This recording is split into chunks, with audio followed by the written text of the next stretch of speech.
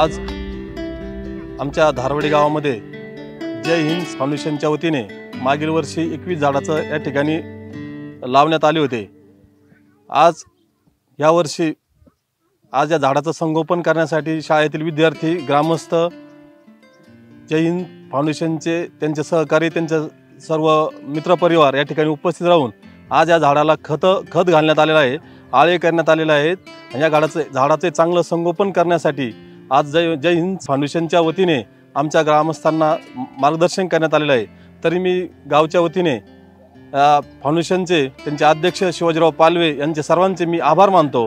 आणि या गावामध्ये खरोखर एक वाडाचं चांगले झाडाचा संकल्प या ठिकाणी फाउंडेशनच्या वतीने आमच्या गावात चांगले झाडं या मशान मोहिमेमध्ये होत आहेत। त्या निमित्ताने मी परत एकदा फाउंडेशनचे आभार मानतोय।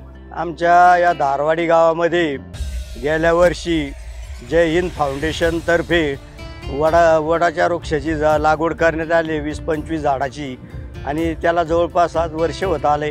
आणि या ठिकाणी जय हिंद फाउंडेशनने चांगल्या प्रकारचे रोपटे दिले होते आणि आज ते सुस्थितीत आहे। आणि चालू वर्षी आता या कार्यक्रमात झाडाचं संगोपन करण्यासाठी शालेय विद्यार्थी, शिक्षक वर्ग आणि गावातील मंडळी हे सर्वांनी मिळून आज या ठिकाणी खत वगैरे घालण्याचं गवत काढण्याचं काम केलेलं आहे। आणि झाडाची निगा, झाडा संरक्षण आहे, कंपाऊंड असल्यामुळे इथं जनावराला येण्यास आम्ही बंदी केलेली आहे, त्यामुळे झाडाची परिस्थिती चांगली आहे। त्या उपक्रम जय हिंद फाउंडेशनचे आभार मानावे तितके थोडेच आहेत। त्यांनी चांगल्या आपल्या याच्यामध्ये परिसरामध्ये बी वडाच्या झाडाच्या वृक्षाचे रोपण केलेलं आहे। आणि आम्ही या ठिकाणी या झाडाचं चांगल्या प्रकारे संगोपन करू आणि व्यवस्थित कसे झाडं येतील याकडे सतत लक्ष राहील। जय हिंद फाउंडेशनच्या माध्यमातून गेल्या वर्षी या धारवाडी ग्रामपंचायतच्या स्मशानभूमी अंतर्गत जे वडाच्या झाडाचं जे वृक्षारोपण केलं होतं ते आज 100% या ठिकाणी सक्सेस झालेलं आपल्याला पाहावयास मिळत आहे।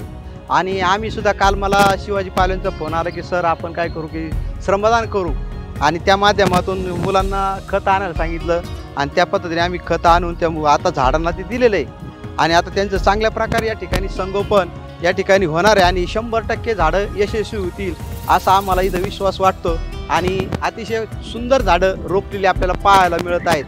तर या ठिकाणी अधिकाधिक वृक्षारोपण करण्याचं सुद्धा धारवाडी ग्रामपंचायतीच्या मार्फत किंवा शिवाजी पालवे यांनी सांगितलं की अजूनही आपण वृक्षारोपण करणार आहोत, की जेणेकरून आपली धारवाडी किंवा कोलारसारख्या ठिकाणी हे पर्यटन स्थळ म्हणून सुद्धा उदयास आणण्याचा त्यांचा मानस आहे।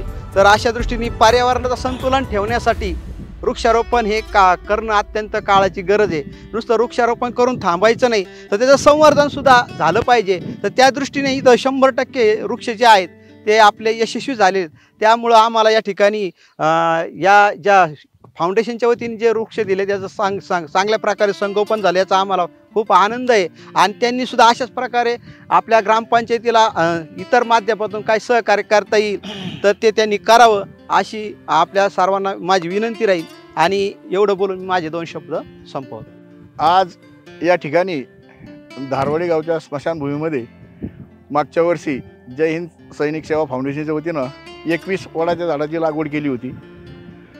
त्या वडाच्या झाडांचे ग्रामस्थांच्या वतीनं चांगलं असं संगोपन करून उन्हाळ्यात त्यांना म्हणजे जीवदान देण्याचा प्रयत्न केला आणि आज सर्व झाडं व्यवस्थित दिसत आहेत। विशेष म्हणजे जय हिंद फाउंडेशनचे अध्यक्ष श्री शिवाजीराव पालवे यांना आवर्जून म्हणजे आज त्यांनी होऊन आम्हाला फोन केला की आज आपल्या गावातील वडाच्या झाडाचे जे आहेत ते आपल्याला खड्डे दुरुस्त करायचे आणि त्यांना खत घालायचे।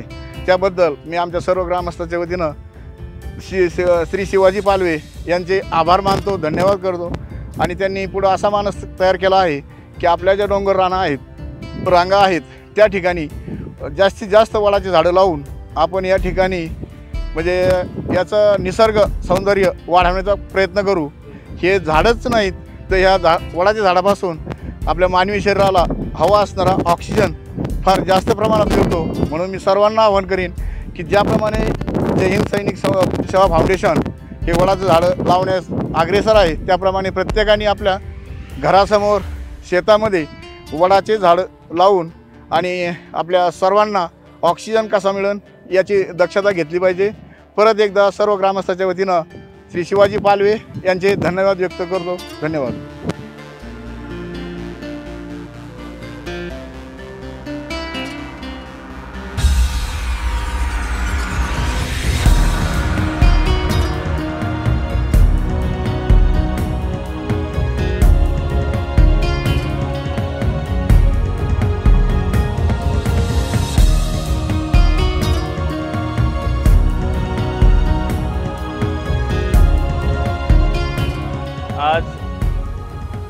गेल्या वर्षी जय हिंद फाउंडेशनच्या माध्यमातून धारवाडी गावामधील स्मशानभूमीमध्ये आपण 21 वडाच्या झाडांचं वृक्षारोपण केलं होतं आणि उन्हाळ्यामध्ये त्यांना व्यवस्थित पाणी घालून ती झाडं जगवलेली आहेत आणि आज धारवाडी ग्रामस्थांच्या माध्यमातून जय हिंद फाउंडेशनच्या माध्यमातून आणि धारवाडी गावातील जिल्हा परिषद शाळेच्या माध्यमातून आपण या 21 झाडांना या ठिकाणी श्रमदान शिबिर, ज्याला आपण म्हणतो की आपण काहीतरी थोडंसं श्रमदान केलं पाहिजे, या श्रमदान आपण या ठिकाणी झाडांचे आळे कुदळून त्या झाडांना या बालगोपालांच्या माध्यमातून या ठिकाणी खत टाकलेलं आहे। आज जर आपण बघितलं पुढच्या पिढीला कुठंतरी झाडं लावणं हे समजायला पाहिजे, त्यांना आपण सांगितलं पाहिजे, त्यांच्यावर संस्कार केले पाहिजे आणि खरं त्या उद्देशानंच आज या ठिकाणी धारवाडीमध्ये आम्ही या विद्यार्थ्यांना या झाडाचं महत्त्व कळावं, कारण आपण लावलेली झाडे ही राष्ट्रीय वृक्ष वडाची झाडे आहेत आणि हा राष्ट्रीय वृक्ष आमच्या विद्यार्थ्यांना समजला पाहिजे आणि त्यांनी भविष्यात मोठं होऊन झाडं लावावीत। म्हणून आज संगोपनाचं काम या विद्यार्थ्यांना बरोबर घेऊन समस्त गावकरी मंडळीत आमचे सर्व गावकरी मंडळी, आमचे सर्व माजी सैनिक बांधव, जिल्हा परिषद शाळेचे आमचे काळे सर, असे सर्वच मान्यवरांच्या माध्यमातून या ठिकाणी अगदी प्रामाणिकपणे लहान मुलांपासून तर या सर्व मंडळींनी प्रामाणिकपणे आज या ठिकाणी एक अर्ध्या तासाचं आम्ही श्रमदान केलं। आम्हाला या श्रमदानाचा खूप आनंद वाटतो। भविष्यात ही झाडं धारवाडी गावचं नाव मोठं करण्यासाठी नक्कीच यशस्वी ठरतील, यात कुठल्याही प्रकारची शंका नाही। सर्व विद्यार्थी, सर्व ग्रामस्थ या ठिकाणी उपस्थित राहिले। मी सर्वांचं जय हिंद फाउंडेशनच्या वतीने या ठिकाणी धन्यवाद व्यक्त करतो आणि याही उन्हाळ्यात, पुढच्या उन्हाळ्यात अशाच पद्धतीने या झाडाचं संगोपन त्या सर्व ग्रामस्थ मंडळींनी करावं आणि परत एकदा आपण या ठिकाणी आवश्यकता असल्यास त्यांच्या मागणीनुसार आपण या ठिकाणी अजून झाडं लावू, कारण झाडं लावणं ही काळाची गरज आहे। झाडं असेल तरच खऱ्या अर्थानं पर्यावरणाचं संतुलन राहील आणि प्रत्येक माणूस, प्रत्येक सजीव पृथ्वीवरील आनंदी राहील। जय हिंद, जय महाराष्ट्र।